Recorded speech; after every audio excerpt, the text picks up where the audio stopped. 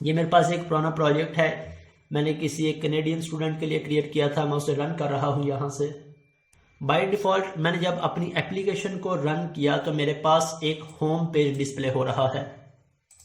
यहाँ पे मेरे पास होम लिखा आ रहा है, मैं इस पर क्लिक करूंगा तो ये मेरा होम पेज है जिसपे सिंपल सा टेक्स्ट लिखा है welcome to restaurant booking app. इस होम पेज की बजाय हम अपनी मर्जी से कोई भी होम पेज डिस्प्ले करवाना चाहें, कॉन्टैक्ट पेज डिस्प्ले करवाना चाहे, एड्रेस पेज डिस्प्ले करवाना चाहे, वो हमारी रिक्वायरमेंट है, हम उसे डिस्प्ले करवा सकते हैं। इसके साथ मेरे पास यहाँ पे दो लिंक्स हैं, एक लॉगिन और एक रजिस्टर।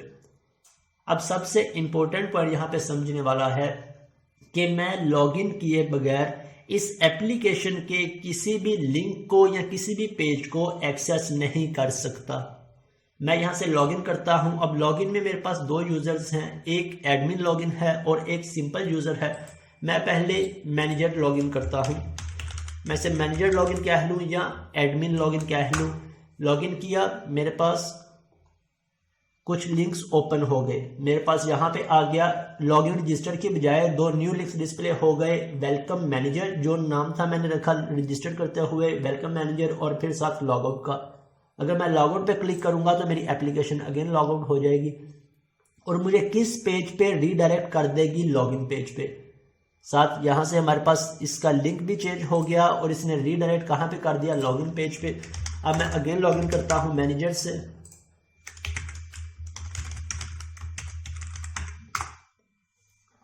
अब मेरे पास कुछ लिंक्स की एक्सेस आ रही है, रेस्टोरेंट, मेन्यू एंड ऑर्डर। अगर इसी एप्लीकेशन को मैं यूजर साइड से लॉगिन करूं तब देखते हैं हमारे पास कौन कौन से लिंक्स की एक्सेस आती है।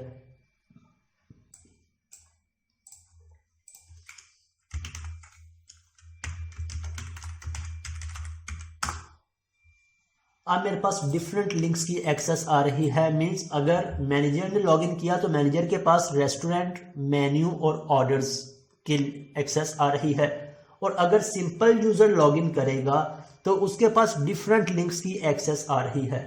मींस अब हम लिंक्स किस बेसिस पे डिस्प्ले करवा रहे हैं, रोल बेसिस पे। इस यूजर का रोल एडमिन था या मैनेजर था, उसके पास डिफरेंट लिंक्स की एक्सेस है। इस यूजर का रोल सिंपल यूजर हो सकता है, कस्टमर हो सकता है। मीन्स डिफरेंट रोल है तो रोल बेस पे हमने इसे डिफरेंट लिंक्स की एक्सेस दे दी।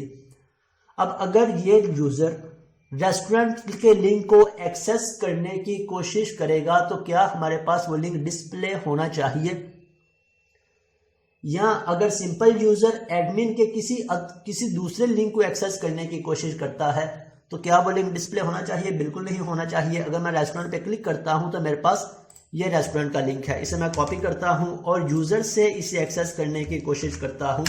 एंटर प्रेस किया, मेरे पास एक्सेस डिनाइड आ गई, या इसने मुझे किसी और पेज पे रीडायरेक्ट कर दिया। इट मीन्स अगर यूजर यहाँ पे लिंक डिस्प्ले नहीं हो रहा, यूआरएल से भी एक्सेस करने की कोशिश करता है, तब भी हमारी एप्लीकेशन सिक्योर है।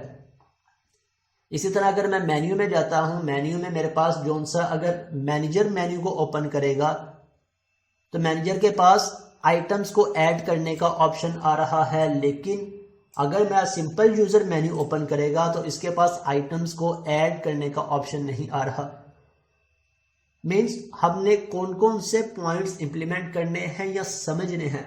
फर्स्ट ऑफ ऑल, लॉगिन किए बगैर कोई भी यूजर मेरी एप्लीकेशन को एक्सेस ना कर सके, इस कॉन्सेप्ट को हम कहते हैं authentication.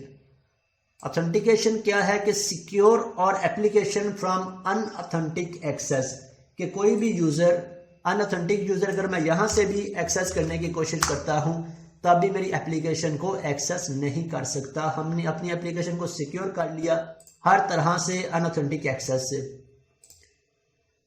Without login user can not access our application.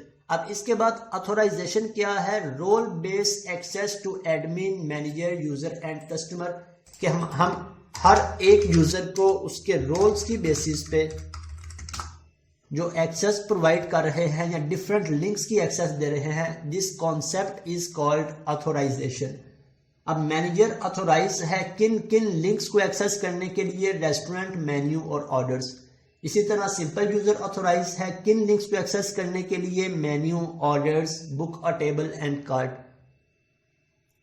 Right. ये हमारे पास मेन डिफरेंस है ऑथेंटिकेशन और ऑथराइजेशन का। और इसी तरह जैसे ही मैं लॉग आउट कर दूंगा तो साथ ही मेरे पास ये रीडायरेक्ट कर देगा किस पेज पे, लॉगिन पेज पे, और मेरा यूज़र अब लॉग आउट हो चुका है।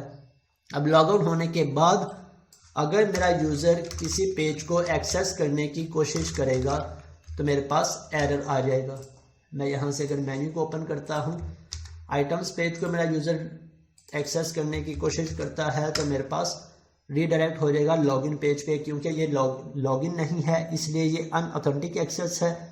मेरी एप्लीकेशन ने इसे रीडायरेक्ट कर दिया। तो ये सारी फंक्शनैलिटी आज हम सीखने जा रहे हैं, हम इम्प्लीमेंट करने जा रहे हैं। First of all most important authentication को इम्प्लीमेंट करेंगे, जिसमें हम लॉगिन, रजिस्टर और लॉगआउट की फंक्शनैलिटी को लर्न करेंगे कैसे इम्प्लीमेंट कर सकते हैं। सेकंड, ऑथराइजेशन के रोल बेसिस पे हर यूज़र को किन लिंक्स की एक्सेस देनी है, हम अपनी एप्लीकेशन में कैसे ऐड करेंगे ये फंक्शनैलिटी। इसके बाद लॉगआउट की फंक्शनैलिटी के यूज़र लॉगआउट कर दे तो मेरी एप्लीकेशन प्रॉपर लॉगआउट हो जाए। अब ये हमारी बेसिक फंक्शनैलिटी है, हर एक एप्लीकेशन में हम इम्प्लीमेंट करते हैं। एक दफ़ा हम इस पर टाइम लगा के जितने भी इससे रिलेटेड कॉन्सेप्ट्स हैं सीख के अपने पास नोट डाउन कर लें तो नेक्स्ट टाइम जिस भी एप्लीकेशन को हमने डेवलप करना है कॉन्सेप्ट बिल्कुल सेम है। हर एप्लीकेशन में यूज़र रजिस्टर होगा, हर एप्लीकेशन में लॉगिन की फंक्शनैलिटी होगी, हर एप्लीकेशन में लॉगआउट की फंक्शनैलिटी होगी। इसको हम फर्दर इन्हेंस करना चाहें तो हम इन्हेंस कर सकते हैं। हम ईमेल लॉगिन रख सकते हैं या Gmail login, Facebook login add कर सकते हैं, या हम टोकन बेस्ड सिक्योरिटी रख सकते हैं कि जैसे यूज़र रजिस्टर करे तो यूज़र की ईमेल पे एक टोकन सेंड हो जाए, जब वो टोकन यहाँ पे ऐड करे तब उसका लॉगिन हो या यूज़र क्रिएट हो। लेकिन अगर हमें बेसिक फंक्शनैलिटी क्लियर है, बेसिक कॉन्सेप्ट्स क्लियर हैं तो हमारे लिए किसी भी एप्लीकेशन में से इम्प्लीमेंट करना कोई भी मुश्किल नहीं है। स्टेप्स बिल्कुल सेम होंगे हर एक एप्लीकेशन में, एज इट इज स्टेप हैं, वन बाय वन करके हम इसे इम्प्लीमेंट कर लेंगे तो हमारी ये फंक्शनैलिटी इम्प्लीमेंट हो जाएगी। मैं यहाँ से इस एप्लीकेशन को क्लोज कर देता हूँ और हम अपनी इस एप्लीकेशन में इसे इम्प्लीमेंट कर लेते हैं। इसे भी क्लोज कर देता हूँ।